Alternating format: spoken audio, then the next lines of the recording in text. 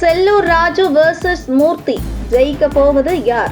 மதுரை மேற்கு தொகுதி கள நிலவரம். கடந்த 2021 சட்டசபை தேர்தலில் மதுரையில் உள்ள 10 சட்டசபை தேர்தலில் 5க்கு 5 என வெற்றி பெற்று சமபலத்துடன் இருந்தது.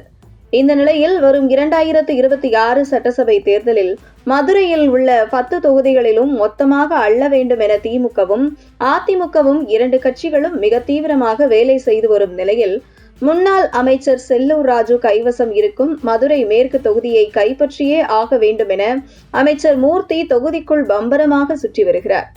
அமைச்சர் மூர்த்தி சட்டமன்ற உறுப்பினராக இருக்கும் மதுரை கிழக்கு தொகுதியில் அவருக்கான வெற்றி வாய்ப்பு பிரகாசமாக உள்ளது என தொடர்ந்து பெரும்பாலான கருத்து கணிப்புகள் தெரிவித்து வரும் நிலையில், மேலும் கடந்த 2021 சட்டசபை தேர்தலில் அமைச்சர் மூர்த்தியை எதிர்த்து போட்டியிட்ட OPS ஆதரவாளர் கோபாலகிருஷ்ணன் தற்பொழுது திமுகவில் இணைந்துள்ளது அமைச்சர் மூர்த்திக்கு மேலும் கூடுதல் பலமாகியுள்ளது.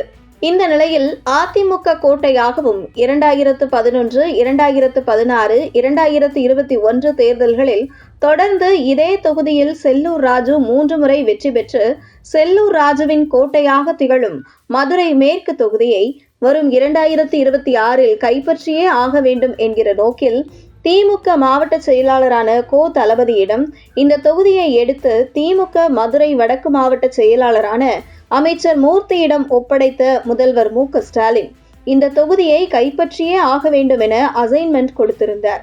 கடந்த 1 வருடமாக மதுரை மேற்கு தொகுதியில் பம்பரமாக சுற்றி வரும் அமைச்சர் மூர்த்தியின் செயல்பாடுகளால் இந்த தொகுதியில் திமுகவின் கை சற்று ஓங்கி இருக்க, அழகிரியின் ஆதரவாளர்களாக திமுகவில் இருந்த SR கோபி, PM மன்னன் ஆகியோரை அதிமுகவில் இணைத்து மதுரை மேற்கு தொகுதியில் தன்னுடைய வெற்றிக்கு பணியாற்ற முன்னாள் அமைச்சர் செல்லூர் ராஜு தன்னுடைய படை பலத்தை அதிகரித்ததன் விளைவாக தற்பொழுது மதுரை மேற்கு தொகுதி திமுக அதிமுக இடையில் மிக கடுமையான போட்டி நிலவி வருகிறது. குறிப்பாக மதுரை கிழக்கு தொகுதியில் வரும் சட்டசபை தேர்தலில் அமைச்சர் மூர்த்தி போட்டியிட இருக்கிறார் என்றாலும் அவருடைய முழு கவனமும் மதுரை மேற்கு தொகுதி பக்கம் உள்ளது.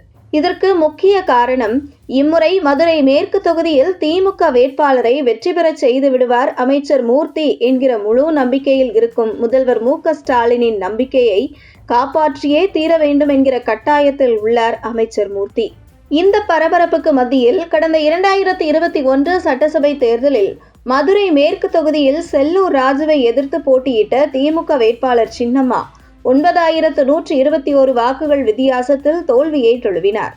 ஆனால் அதே தேர்தலில் சுமார் 14,000 வாக்குகள் வாங்கிய மக்கள் நீதி மய்யம் மற்றும் சுமார் 3,000 வாக்குகள் வாங்கிய தேமுதிக ஆகிய 2 கட்சிகளும் தற்பொழுது திமுகவுடன் கூட்டணியில் இருப்பது திமுகவுக்கு கூடுதல் பலமாக உள்ளது.